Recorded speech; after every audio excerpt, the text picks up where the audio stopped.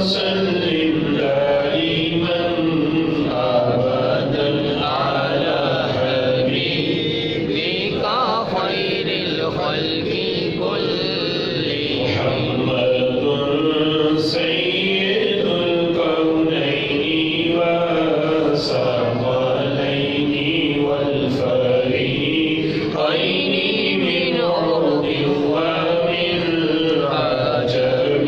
مولاي صل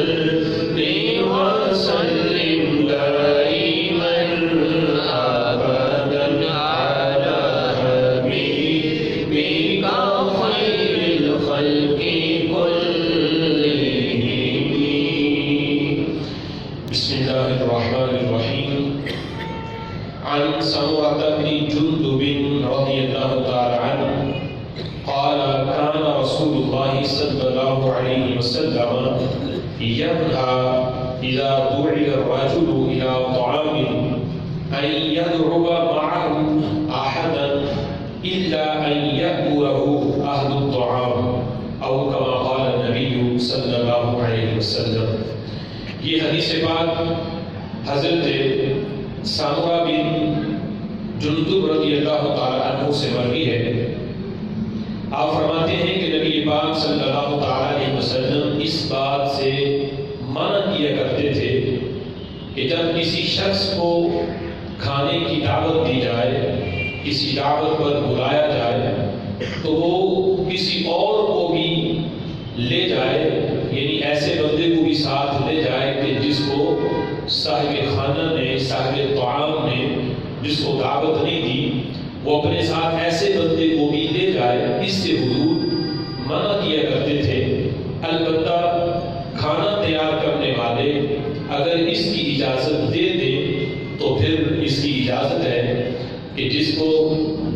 نے دعوت دی ہے، کھانے پہ بلایا ہے، اس سے اجازت لے لی جائے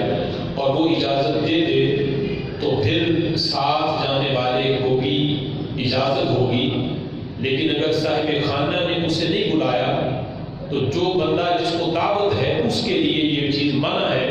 کہ جسے دعوت نہیں وہ اس کو اپنے ساتھ اس دعوت میں لے کر جائے. اس سے اگلی حدیث کے اندر جس کو حضرت ابو شعیب رضی اللہ تعالیٰ عنہ اس کو بیان کرتے ہیں، وہ کہتے ہیں آتیت النبی صلی اللہ علیہ وسلم فعرفت فی وجہہ الجوع، کہ میں نبی پاک علیہ السلام کی بارگاہ میں آیا تو میں نے دیکھا کہ حضور علیہ السلام کے چہرہ مبارک میں بھوک کے اثرات ہیں. تو میں اپنے ایک غلام کے پاس آیا اور اسے میں نے حکم دیا کہ 5 بندوں کا کھانا تیار کرے. ثم دعوت النبی صلی اللہ علیہ وسلم فجاء خامس 5 وتبعهم رجل فلما بلغ الباب قال هذا تبعنا فإن شئت أن تأذن له وإلا رجع. جب اس بندے نے 5 بندوں کا کھانا تیار کیا اور آگے حضور کو دعوت دی کہ آپ سمیت 5 بندے، ان کے لیے میں نے کھانا تیار کیا ہے، آپ میرے گھر تشریف لائیں اور اس کھانے کو تناول فرمائیں. تو نبی پاک علیہ السلام 5 بندوں کے ساتھ حضور اس صحابی کے گھر تشریف لے کر گئے اور ان کے ساتھ ایک چھٹا بندہ بھی چلا گیا. 5 کے ساتھ ایک چھٹا بھی گیا. جب دروازے پہ پہنچے اس صحابی کے تو نبی پاک علیہ السلام نے اس صاحب خانہ سے یہ فرمایا کہ هذا تابعنا، یہ بندہ بھی ہمارے ساتھ آ گیا ہے، تم نے 5 کو دعوت دی تھی تو یہ بھی ہمارے ساتھ آ گیا. فإن شئت أن تأذن له، اگر تم چاہو تو اس کو اجازت دے سکتے ہو، اجازت دے دو، اور اگر اجازت نہیں دیتے تو پھر یہ واپس چلا جاتا ہے. یعنی نبی پاک علیہ السلام اگرچہ مالک و مختار نبی ہے، وہ چھٹے کو ساتھ لے بھی جاتے پھر بھی صاحب خانہ انکار نہ کرتا، منع نہ کرتا. النبی اولیٰ بالمؤمنین، کہ وہ نبی کو جانوں کے بھی زیادہ قریب ہے، مومنین کے اموال کے بھی مالک ہے، وہ جو چاہے کر سکتے ہیں، کسی غلام کو اعتراض نہ ہو. لیکن یہ تعلیم امت کے لیے نبی پاک علیہ السلام نے یہ عمل کیا کہ اس صاحب خانہ سے پوچھا اگر تم اجازت دیتے ہو تو پھر یہ آ جاتا ہے، کیونکہ یہ بھی ہمارے ساتھ آ گیا، اگر تم اس کو منع کرتے ہو تو یہ واپس چلا جائے گا۔ اس سے اگلی حدیث جس کو ام بن عائشہ صدیقہ رضی اللہ تعالی عنہا نے روایت کیا، آج ہم اس کو اگرچہ معمولی عمل سمجھیں کہ دعوت ایک بندے کو ہوتی ہے، وہ 5 کو ساتھ لے جاتا ہے، ایسے ہی صاحب خانہ سے اجازت بھی نہیں ہوتی، اس کو اگرچہ ہم اس کو معمولی سمجھیں لیکن یہ کتنا بڑا معاملہ ہے۔ نبی پاک علیہ الصلوۃ والسلام نے فرمایا من دخل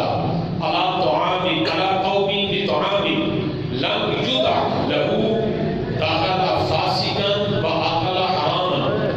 فرمایا جو بندہ ایسی قوم پر کھانے کے لیے داخل ہو کہ جس کھانے کی طرف اس کو دعوت نہیں دی گئی، اس کو بلایا نہیں گیا، فرمایا وہ داخل ہوگا اس حال میں کہ وہ فاسق ہوگا، وَأَكَلَ حَرَامًا، اور جہاں وہاں جا کے جو کچھ کھائے گا وہ اس کے لیے حرام ہوگا، حرام کھائے گا۔ یہاں تک نبی پاک علیہ الصلوۃ والسلام نے بیان کیا۔ اور ایک حدیث کے اندر یہ لفظ ہے من جاء إِلَىٰ طَعَامٍ لَمْ يُدْعَ إِلَيْهِ دَخَلَ سَارِقًا وَأَكَلَ حَرَامًا، فرمایا جو بندہ ایسے کھانے کی طرف جائے کہ جس کی طرف اسے دعوت نہیں دی گئی، وہ داخل ہوگا اس حال میں سارقاً، چور بن کے داخل ہوگا، چور ہونے کی حیثیت سے، وَأَكَلَ حَرَامًا، اور وہاں جو بھی وہ کھائے گا تو وہ حرام کھائے گا۔ نبی پاک علیہ الصلوۃ والسلام نے اس حد تک اس کی مذمت کی ہے، لیکن آج اگر ہم اپنے عرف میں دیکھیں، ہمارے ماحول میں یہ ہے کہ دعوت ایک بندے کی ہے اور باقاعدہ بعض اوقات وہ صاحب خانہ صراحتاً لکھتا ہے کہ ایک فرد کے لیے یا 2 افراد کے لیے یعنی ان کو دعوت ہے، بظاہر لکھا جاتا ہے، اس کے باوجود جو دعوت میں جانے والا ہے وہ 4-5 بندوں کو ویسے ہی اپنے ساتھ لے جاتا ہے۔ اب غربت میں جو صاحب خانہ ہے وہ بھی جو ہے وہ منع نہیں کرتا، لیکن جہاں انتظام 100 بندوں کا ہے وہاں ہر بندہ اگر اپنے ساتھ 1-2 کو لے جائے تو 200-250 یا 300 بندے وہاں پہنچ جائیں۔ اس نے کھانا 100 بندوں کا تیار کیا ہے، اور جب وہ 250 یا 300 افراد کو پورا نہ آئے، اس وقت جو حالت اس صاحب خانہ کی ہوگی دعوت دینے والے کی، اس کو ہم لفظوں میں بیان نہیں کر سکتے۔ اس وقت اس کی کنڈیشن یہ ہوتی ہے کہ اگر مجھے زمین جگہ دے تو میں زمین کے اندر چلا جاؤں، کہ اتنی میری بےزتی ہے کہ آنے والے مہمانوں کو میں کھانا بھی پورا نہیں دے سکتا۔ حالانکہ غلطی اس کی نہیں، غلطی ان لوگوں کی ہے کہ جن کو دعوت ایک بندے کو تھی اور وہ 5-5 افراد اپنے ساتھ لے جائے۔ لہذا اس کو معمولی نہ سمجھا جائے، اگر کسی کو ساتھ لے جانا پڑ بھی گیا ایک آدھ کو تو صاحب خانہ سے باقاعدہ اجازت دی جائے کہ ان کو بھی میں نے اپنے ساتھ لا رہا ہوں کہ آپ کی طرف سے اجازت ہے، اگر وہ اجازت دے دے تو پھر اس کے لیے بھی جائز ہوگا، وگرنہ جسے دعوت نہیں، نبی پاک علیہ الصلوۃ والسلام نے فرمایا اس حال میں وہ داخل ہوگا کہ وہ فاسق ہوگا، چور ہوگا، اور وہاں جا کے وہ جو کھائے گا وہ بھی اس کے لیے حلال نہیں ہوگا، وہ حرام کھائے گا۔ اسے معمولی نہ سمجھا جائے، یہ بہت کبھی عمل ہے، اور نبی پاک علیہ الصلوۃ والسلام نے اس کی بڑی مذمت فرمائی ہے۔ اللہ تعالیٰ ہمیں اس سے بچنے کی توفیق عطا فرمائے، آمین بجاہ نبی الامین، وآخر دعوانا الحمد للہ رب العالمین، والصلاة والسلام على سید الانبیاء والمرسلین، جزا اللہ عنا سیدنا مولانا محمد صلی اللہ علیہ وسلم وبارک۔ یا اللہ سنا اس میں عمل کی توفیق عطا فرما، اور اس پیغام کو دوسروں تک پہنچانے کی توفیق عطا فرما۔ الہ العالمین نبی پاک علیہ الصلوۃ والسلام کے فرمان کے فیض سے ہم سب کو مستفیض فرما۔ یا اللہ جن بھائیوں نے درس حدیث میں شرکت کی، ان کے علم میں، عمر میں برکت عطا فرما۔ ہم سب کو علم دین سے محبت عطا فرما، علم دین سیکھنے سے محبت عطا فرما۔ الہ العالمین تمام حاضرین کی جملہ مشکلات کو حل فرما، ہر قسم کی آفات و بلیات سے محفوظ فرما، نیک جائز دلی تمناؤں کو پورا فرما۔ صلی اللہ تعالی علی خیر خلقہ سیدنا و مولانا محمد و آلہ و اصحابہ اجمعین۔